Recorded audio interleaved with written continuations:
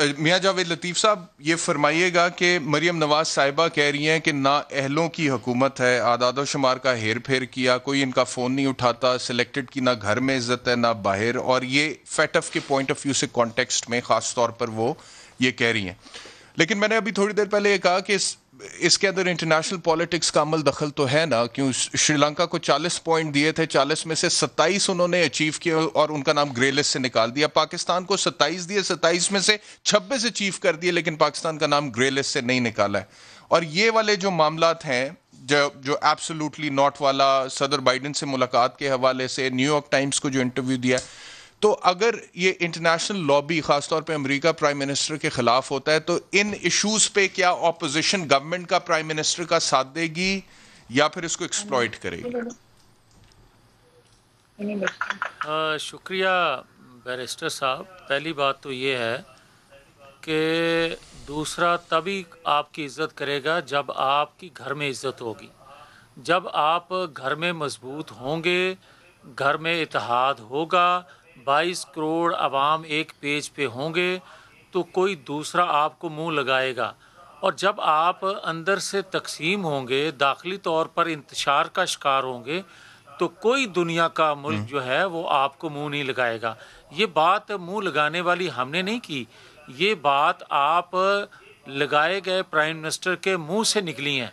उन्होंने कहा मैंने 4 फ़ोन किए हैं, मेरी फ़ोन कॉल नहीं रिसीव की गई। ये हमने नहीं कहा, उन्होंने ख़ुद कहा। फिर इसी तरह मैं ये आपकी खिदमत में अर्ज़ करूँगा कि ये बात सुनने की हद तक, कहने की हद तक हर पाकिस्तानी के दिल की आवाज़ है कि हम अमेरिका को पाकिस्तानी अड्डे नहीं देंगे। ये तो बात दुरुस्त है, मगर कह कौन रहा है? अब कहने वाले पे एतबार नहीं है पूरी पाकिस्तानी कौम को। वो इस तरह कि आपने देखा कि कश्मीर पर क्या बातें और क्या बुलंदोबाद दावे किए गए, क्या ट्रंप से मुलाकात के बाद इन्होंने जो वहाँ कहा और यहाँ आके जो इस्तकबाल करवाने के बाद बातें की गई। 2 साल हो गए, मुझे बैरिस्टर साहब बता दें कि इन्होंने उसका हल क्या निकाला। आप ये देखें कि जंगों में स्ट्रेटजी में होता ये है कि आप एक मनसूबाबंदी करते हैं और कहते हैं कि अगर खुदा न खास्ता ये मनसूबाबंदी हमारी फेल होगी तो हम दूसरी स्ट्रेटजी ये अपनाएंगे। आप मुझे ये बता दे कोई कि कश्मीर को कब्ज़ा करने के बाद पाकिस्तान की मनसूबाबंदी आपको दुनिया में या पाकिस्तान में नज़र आई?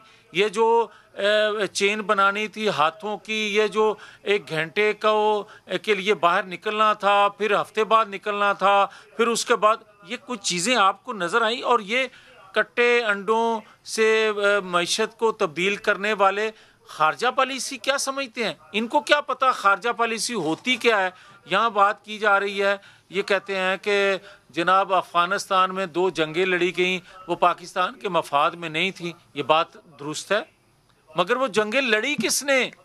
अगर उस वक्त आज ग्रे लिस्ट की बात की जा रही है कि हमें तो ग्रे लिस्ट में दाखिल हुआ, पाकिस्तान मिला, ओ भाई ये कोई बताए जब उस वक्त के प्राइम मिनिस्टर नवाज शरीफ ने ये बात कही थी कि पाकिस्तान को अपने घर को पहले दुरुस्त किया जाना चाहिए, तो उस वक्त कहा गया ये डॉन लीक्स है, ये गद्दारी है, और उस वक्त के मुंतखब प्राइम मिनिस्टर को गद्दार बना दिया गया, सिक्योरिटी रिस्क बना दिया गया, और उसके बाद आज ये कहा जा रहा है कि हमें अपने घर को पहले दुरुस्त किया जाना चाहिए।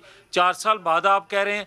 और अगर उस वक्त अपने घर को हम दुरुस्त कर लेते तो कभी पाकिस्तान को ग्रे लिस्ट में शामिल ना किया जाता।